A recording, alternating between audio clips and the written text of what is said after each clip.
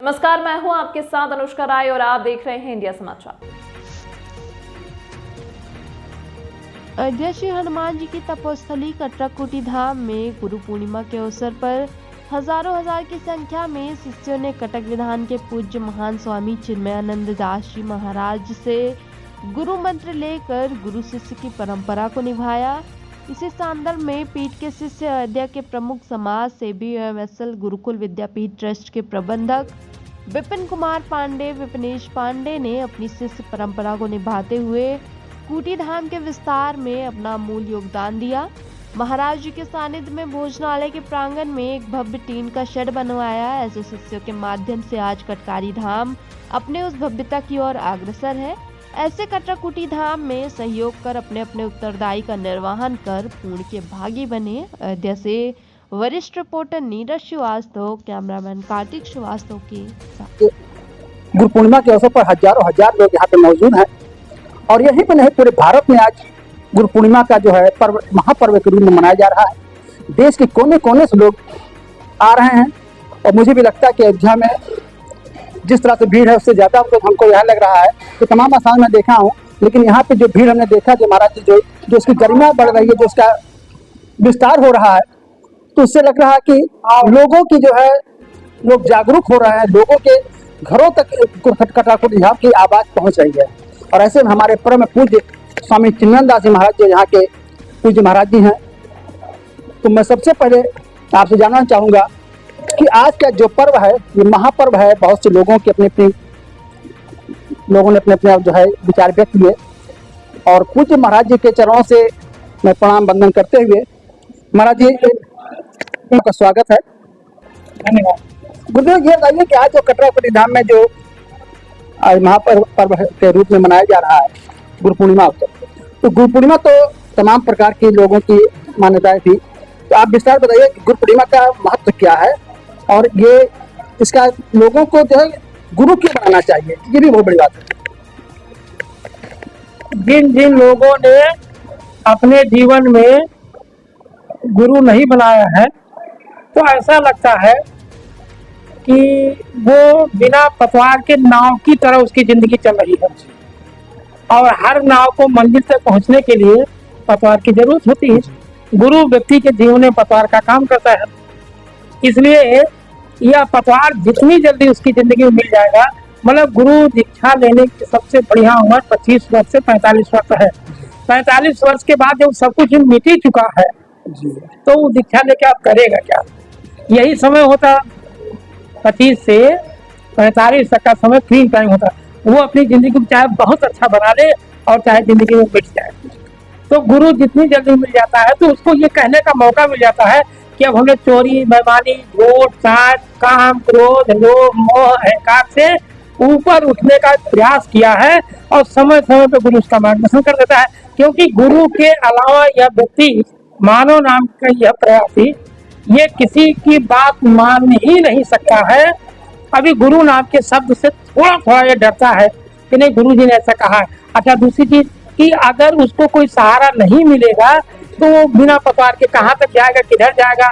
तो ये भगवान की जिम्मेदारी है, ये प्रकृति की जिम्मेदारी है कि सबको संतुलित करके उसको उसके मंजिल तक पहुंचाने का मार्ग प्रशस्त किया जाए।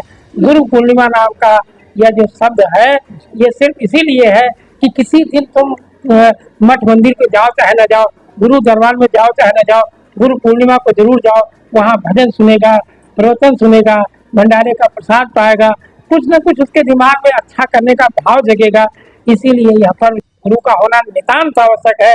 जिनके जीवन में गुरु नाम का शब्द नहीं है, उस व्यक्ति का जीवन बिल्कुल बिना पतवार के नाव की तरह है और नाव कहीं भी जा सकती है, कहीं भी डूब सकती है।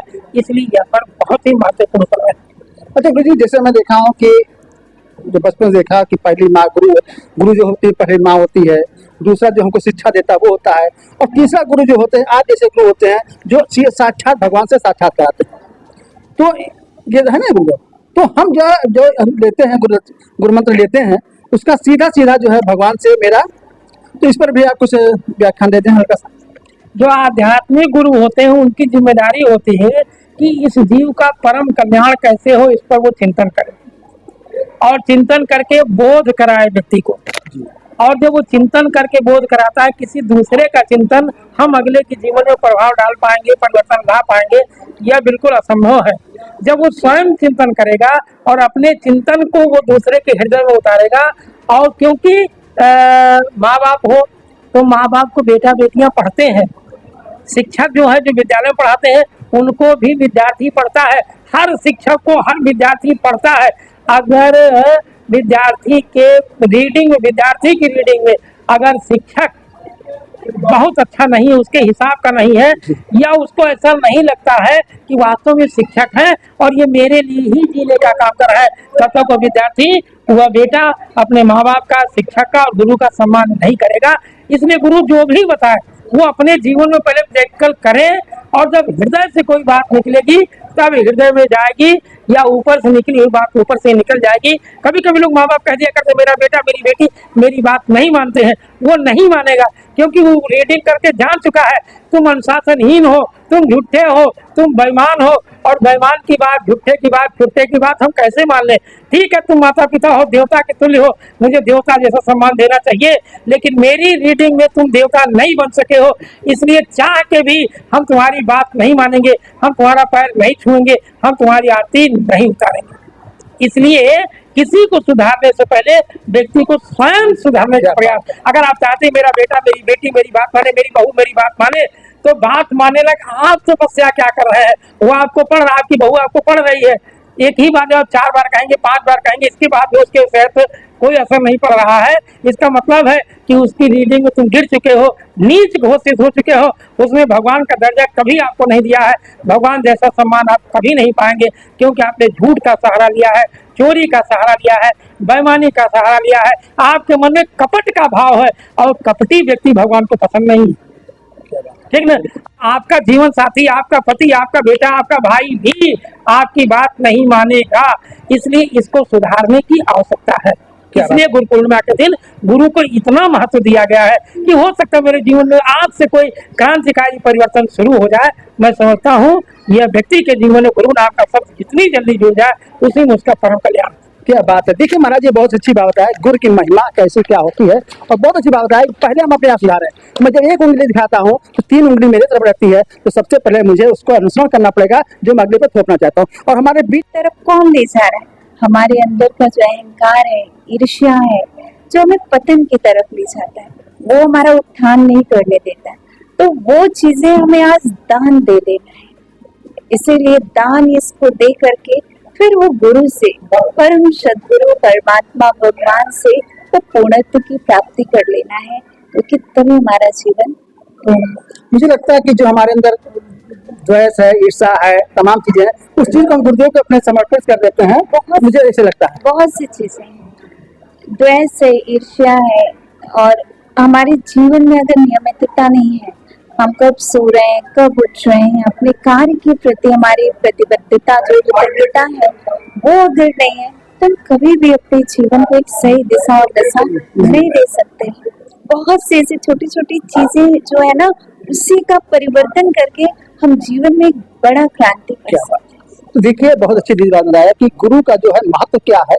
हम फादर्स डे मनाते हैं, मदर्स डे मनाते हैं, तमाम डे मनाते हैं, लेकिन गुरु पूर्णिमा के एक अपना महत्व है। और गुरु एक ऐसा होता है कि हम सुबह उठते हैं तो गुरु को सबसे पहले याद करते हैं।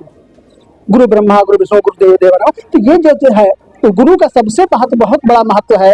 और सारे देवी देवताओं सबसे पहले मुझे गुरु का स्मरण करना चाहिए, और यही हमारी दीदी ने बताया और गुरुदेव ने बताया। मैं धन्यवाद, मैं अयोध्या से नीरज चौधरी।